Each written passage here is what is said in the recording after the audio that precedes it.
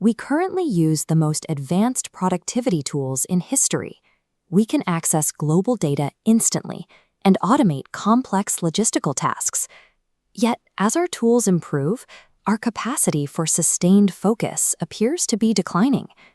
In 2004, the average knowledge worker spent 2.5 minutes on a single screen before switching tasks. Data from researcher Gloria Mark shows that the median screen dwell time has since dropped to just 47 seconds. This gap represents what we call the deep work deficit.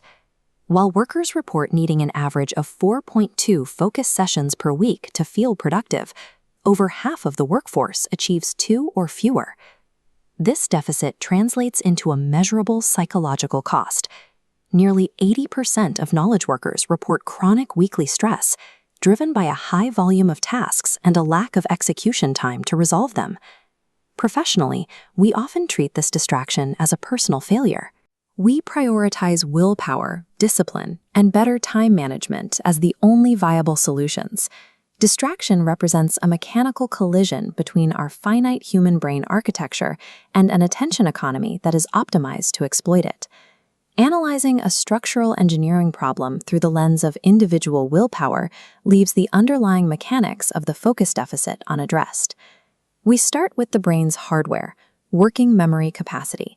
It's the finite bandwidth used to process information. In 2017, Adrian Ward tested how physical environments affect this bandwidth. Participants were divided by smartphone location, on the desk, in a pocket, or in another room. Crucially, all devices were completely silenced or powered off. Active interruptions, such as rings or vibrations, were not a factor. The tests revealed a linear trend of cognitive degradation. As the device moved closer to the desk, the participants' available cognitive capacity decreased. Participants with phones on the desk produced the lowest scores in working memory and fluid intelligence, even when they resisted checking them. This raises a specific question. Why does a powered-off device sitting silently on a desk actively drain the brain's computational power? Human cognition has an automatic attention mechanism. The brain constantly monitors the environment for high-priority stimuli. For most, the smartphone is the highest priority object in their immediate environment. Resisting the urge to look at a nearby phone requires active inhibition.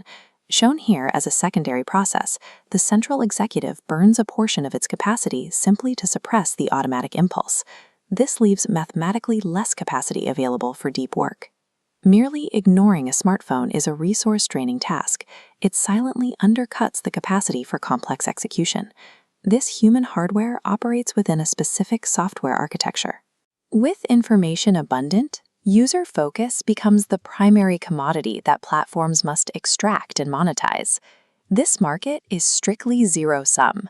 The focus directed toward one platform is focus redirected away from another application or offline activity. This competition is so intense, platforms view biological needs as obstacles. Netflix CEO Reed Hastings identified human sleep as his platform's primary competitor. To capture this attention, designers utilize persuasive design, a behavioral methodology intended to maximize user engagement metrics through software architecture. One major lever is the intermittent variable reward. By connecting a swipe with unpredictable validations, UI design mimics the habit formation loop of a slot machine. Former Facebook president Sean Parker stated that the platform was designed to consume as much conscious attention as possible by exploiting vulnerabilities in human psychology.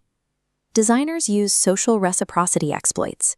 Gamifying relationships makes it difficult to abandon platforms without feeling a profound sense of social loss.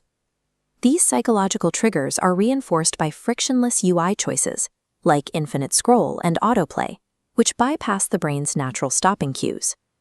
Tech platforms are not neutral tools. They are environments engineered to trigger the exact inhibition taxes that drain our working memory capacity. Algorithmic persuasion represents the technological scaling of these design principles. It shifts the focus from general behavioral psychology to individualized, data-driven optimization. This represents continuous A/B testing. Large platforms run thousands of randomized controlled experiments daily, iterating on interface elements for millions. These algorithms adaptively optimize timing, color, and content to maximize the specific metric of time spent.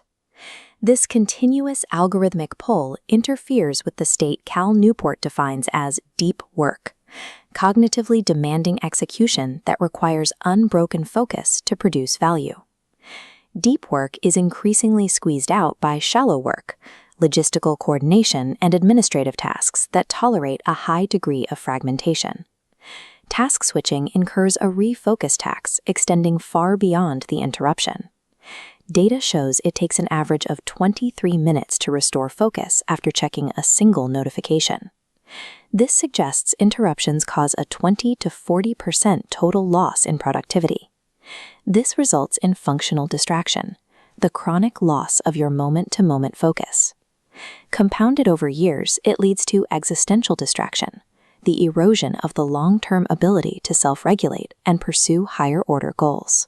When algorithmic optimization prioritizes shallow engagement over deep focus, it results in the long-term lowering of our capacity for self-regulation and complex thought. This represents the unsolvable trap of modern focus. On the left, we have finite cognitive hardware. On the right, we have software that iterates toward infinite optimization. Relying on willpower to resist these algorithms is self-defeating. The act of active inhibition consumes the exact cognitive bandwidth you need to actually do your work.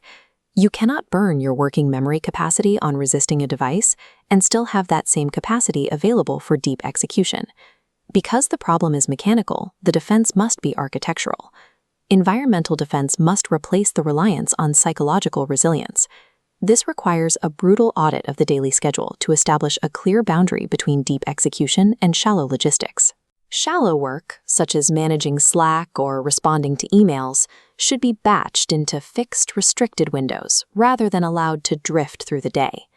Deep work sessions must include a non-negotiable rule: mandatory physical separation from the smartphone.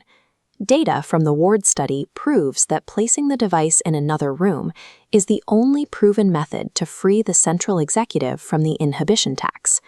This perspective is central to the humane tech movement. To restore focus, we must redesign our relationship with technology to fortify our vulnerabilities. In an attention economy, deep focus is not a mindset or a matter of discipline. It must be executed as a rigid, physically defined